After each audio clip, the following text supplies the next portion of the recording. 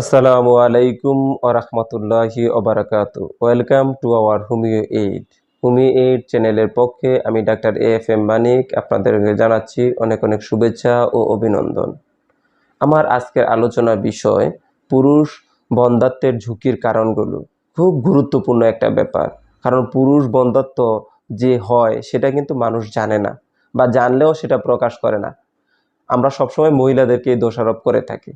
পুরুষ বন্ধ্যাত্বের ঝুঁকির কারণের মধ্যে অনেক গুরুত্বপূর্ণ কারণ রয়েছে, যেমন আপনার অতিরিক্ত বয়সে বিবাহ করা।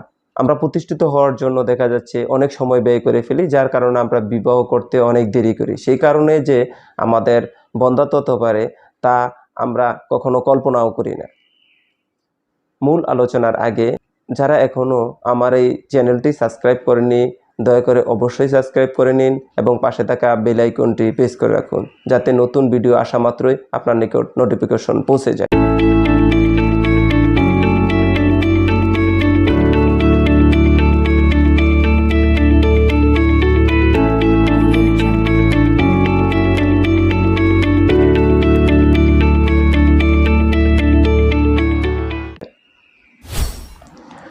আমরা চলে যাচ্ছি মূল আলোচনায়। পুরুষ বন্ধ্যাত্বের ঝুঁকির কারণগুলোর মধ্যে আমি আগে বলেছিলাম যে অতিরিক্ত বয়সে বিবাহ করা। এছাড়াও আরও কারণ রয়েছে, যেমন অতিরিক্ত মোটা হওয়া। আমরা মনে করি যে মোটা যদি না হই তাহলে আমাদেরকে দেখতে স্মার্ট দেখাবে না, সেজন্য আমাদের যে স্বাভাবিক মোটা হওয়ার কথা তার থেকে আমরা অস্বাভাবিক হয়ে যাচ্ছি। অতিরিক্ত ফাস্টফুড জাতীয় খাবার খাচ্ছি, অতিরিক্ত আমরা রিচ ফুড খাচ্ছি, অতিরিক্ত রিচ ফুড খাচ্ছি, যার কারণে আমাদের যে হুয়াই থেকে যে স্বাভাবিক ওয়েট হওয়ার কথা তার থেকে আমরা বেশি হচ্ছি, যার কারণে আমাদের পুরুষ বন্ধ্যাত্ব হচ্ছে। এছাড়াও আমরা বন্ধু বান্ধবের পাল্লায় পড়ে বা বিভিন্ন কাজে যে আমরা ধূমপানে অভ্যস্ত হয়ে যাচ্ছি, কিন্তু অতিরিক্ত পরিমাণে ধূমপান করলেও যে পুরুষ বন্ধ্যাত্ব হতে পারে বা পুরুষ বন্ধ্যাত্বের ঝুঁকি হতে পারে, এই সম্পর্কে কিন্তু আমরা সচেতন নয়। এছাড়াও আরও রয়েছে অতিরিক্ত পরিমাণে অ্যালকোহল যদি আপনি পান করেন। আমরা বিভিন্ন অনুষ্ঠানে বা বিভিন্ন জায়গায় অতিরিক্ত অ্যালকোহল পান করলেও যে পুরুষের বন্ধ্যাত্বের ঝুঁকির কারণ হতে পারে, এই সম্পর্কেও আমরা সচেতন নয়।